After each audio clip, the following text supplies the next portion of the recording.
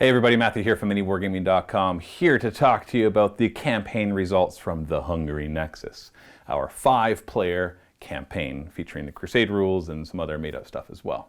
So of course, heavy spoiler alert, I'm going to be giving away what happened over the past 20 games, not in super detail, because you can go back and watch the games for that, but more final status. Now this campaign wasn't developed to create a ton of story throughout, except for the story of the individuals and the armies themselves. It was more just to set the stage for future narrative campaigns, which I will talk about after I talk about the final standings. So there's two things that was going on. First, in the background was a Tyranid versus Necron war. The Necrons were trying to establish a pariah nexus to cover this entire sector, the Cthulhu sector, while the Tyranids, of course, were just trying to eat everything in their path. And the two of them clashed, and over the course of the campaign, neither side gained much of an advantage. In the end, there was a slight advantage to the Tyranids, 11-9. Both their scores always added up to 20, so whenever one would gain a point, the other one would lose a point. And that slid back and forth, mostly on the side of the Tyranids, but never very far. So between the games that Luca and I did, and then the effects that the other players had, that war is still ongoing. We're going to have a separate narrative campaign to cover that. The other three factions, Josh's Adeptus Custodes, Steve's Dark Angels, and Dave's Orcs working for Khorne, all each had their own agendas of things to hunt down. The Adeptus Custodes were searching for an escaped prisoner from the vaults of Terra. The Dark Angels were searching for Cypher, having received rumors that he was operating in the sector. And the Orcs were on the hunt for something called the Maw Blade, some ancient chaos artifact that they don't really understand anything about, but they were sent here by a Khorne warlord to get it for him, but they had no intent of actually giving it back. So in those three, they all had individual investigation points or agenda points, whatever you want to look at it as, to track how well they did. And it was a bit of a competition to see who could do the best. And in the end, the Dark Angels did the best with 22 investigation points. We're actually going to be doing the Dark Angel narrative campaign next to continue their story. And that will have a lot more narrative to it. It's basically going to drill down. We had like the broader picture of the Cthulhu sector. Now we're going to zoom into a specific system, the Neutralis system actually, where Steve's Dark Angels are going to be going because they've collected enough information to lead them here. And so the hunt will continue there in one of our future narrative campaigns coming out probably mid to late April. In second place was Josh's Adeptus Custodes with a total of 17 agenda points, so not too far behind, like 5 points behind. And so they were able to find information, but not quite as much as the Dark Angels. But we should, theoretically, see them featured in a future narrative campaign as well, continuing their search for the prisoner and also learning more details of what the heck this prisoner actually is. That'll be revealed more in their campaign, although there will be hints to that in the Hunting the Fallen campaign as well, as all three of these are actually narratively linked, but we'll have to wait a few campaigns to figure out how. In last place was Dave's Khorne Orcs with 14 points. They still found some information, but they're not quite zeroed down to the exact location where the Maw Blade or whatever the heck this thing is might be located. But the plans are still in motion to continue their story in their own narrative campaign. So in the end, we've established a setting. This was never meant to be like a beginning to finish, and now we're done that story. It was always meant to be more of a launching point to then go out and tell the individual stories of these. We should even theoretically, and I say theoretically to all these because it just depends on schedules and how everything comes together and how each narrative campaign goes, because I don't want to plan them all out without knowing how each of these go, because they're not scripted. It's not like the Marvel Cinematic Universe where they script everything out and so they can plan out several phases. I want to actually use how they do in their campaigns as a catalyst for continuing to tell how the story goes.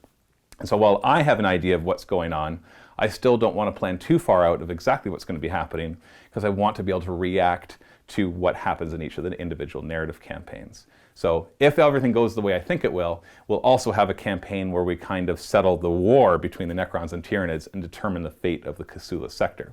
But I do know what I want to do is after I've done these individual story campaigns, we'll bring it all back together with wherever the story happens to be at. Kind of like how the Marvel Cinematic Universe every once in a while does, and the Avengers, where you get everybody together, not necessarily in this case on the same side, but more just featured in the same campaign. So that's the plan.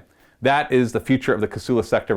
I'm going to be staying in the sector for a few narrative campaigns. I might branch out and do some other ones in the meantime too. but I want to continue this and have it all linked together and tell the saga of the Kasula sector. So that's where it's at. Now, one last thing before I finish here. If you are not a Vault member, now is the perfect time to become one, because you can go and nab a 7-day free trial, and all of the episodes of the Hungering Nexus are out.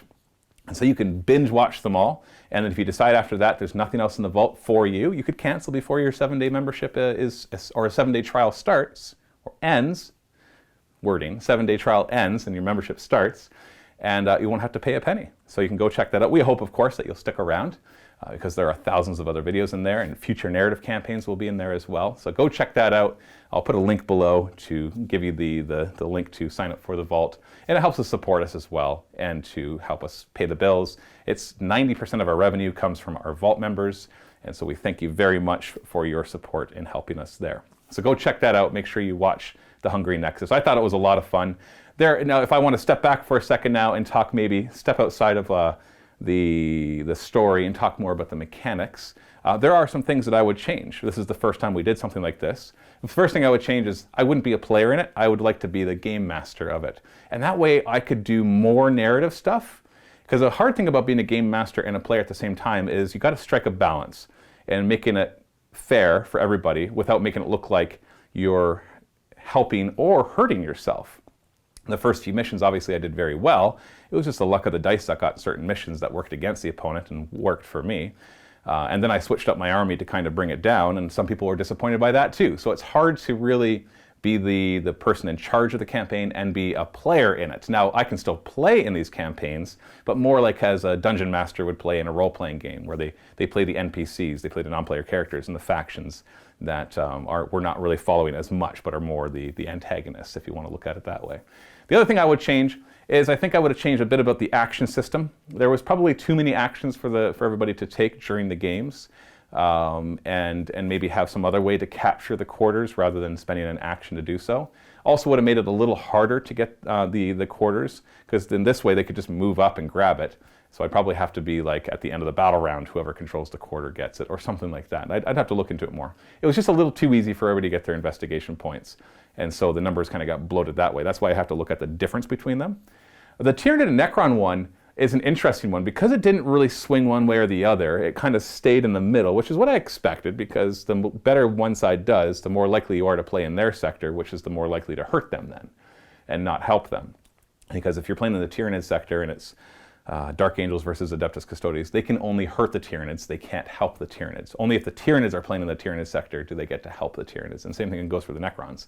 So as soon as it swings over to one side, you're more likely to get pulled back to the other way. So I don't know if maybe I would have had more games of Tyranids versus Necrons, Luca versus me, just to swing it more and to establish more of what's happening with that war.